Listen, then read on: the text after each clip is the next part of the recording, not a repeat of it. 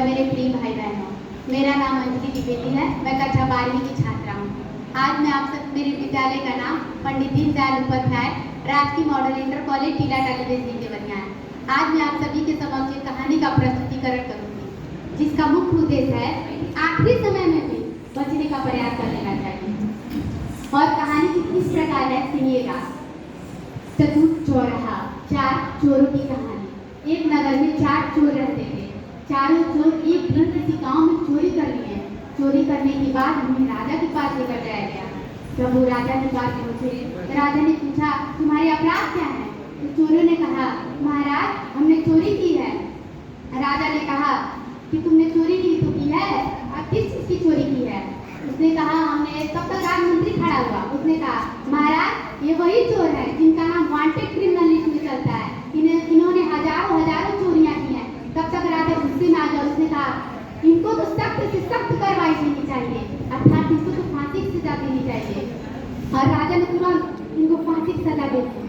धीरे धीरे और इसके लिए समय निर्धारित हो गया। धीरे धीरे समय बीतता गया। आखिरकार एक दिन आ ही गया जब इन चारों चोरों को फांसी की सजा दी जाएगी। और जब जल्लाद आया और चारों चोरों को एक एक करके फांसी की सजा देने लगा। जब 3 चोरों को सजा दी गई तो जो चौथा चोर था वो एक पुजारी का पुत्र था। उसने सोचा कि क्यों न बचने का प्रयास किया जाए, और उसके पिताजी ने उसे सीख दी। वो सीख क्या थी? वो सीख ये थी कि अगर मौत भी सामने खड़ा हो फिर भी बचने का प्रयास करना। और उसने अपने पिताजी के द्वारा दी गई सीख का उपयोग किया और अपनी सूझबूझ का उपयोग करते हुए उसने जल्लाद से कहा, रुको, मैं मेरा अंतिम इच्छा पूरा करो, मैं राजा से कुछ कहना चाहता हूँ। जल्लाद ने कहा, अब राजा तुम्हारे साथ कोई सुनवाई नहीं करेंगे। अब तुमको फांसी की सजा दी जा चुकी है और तुमको फांसी की सजा ही मिलेगी। तब तक चोर ने कहा, अगर तुम मुझे राजा के पास नहीं लेकर जाते हो तो तुम्हें राजा के द्वारा सख्त से सख्त कार्रवाई की सजा मिलेगी, क्योंकि मेरी अंतिम इच्छा है। कुछ समय तक सोच विचार किया गया। उसके बाद इसे राजा के पास लेकर जाया गया। जब ये राजा के पास गया, उसने कहा, महाराज, मैं आपसे अपनी कुछ बातें कहना चाहता हूँ और मेरी बात गोपनीय है। राजा ने कहा, ठीक है, दरबार बखाल, तुम अपनी बात को कहो।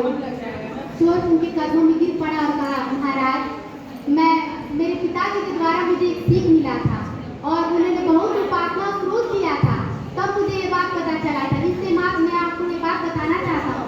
राजा ने कहा, अच्छा ठीक है, तुम मुझे अपनी बात तो बताओ। इसने कहा कि सोने की खेती कैसे की जाए ये मेरे पिताजी ने मुझे बताया है और बहुत ज्यादा उपासना और क्रोध भी इसने किया है।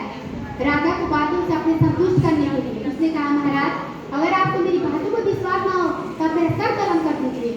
राजा ने कहा, ठीक है, मैं कुछ क्षण के लिए तुम्हारी बातों पर विश्वास कर लेता हूँ।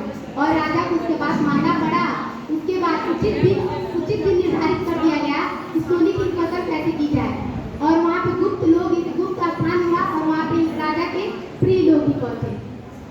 धीरे धीरे समय बीता और वो आखिरकार वो भी दिन आ गया जब वहाँ पे लोग पहुंचे तो वहाँ पे राजमंत्री, राजगुरु, सेनापति और स्वयं राजा उपस्थित थे।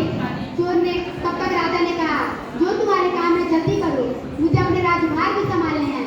चोर ने कहा, ठीक है महाराज, आप किस फसल को लगवाना चाहते हैं? चोर ने कहा, राजा ने कहा, मेरे हाथ तक के सारे काम राजगुरु ने किया है, इसलिए इस काम को भी मेरे राजगुरु ही करेंगे।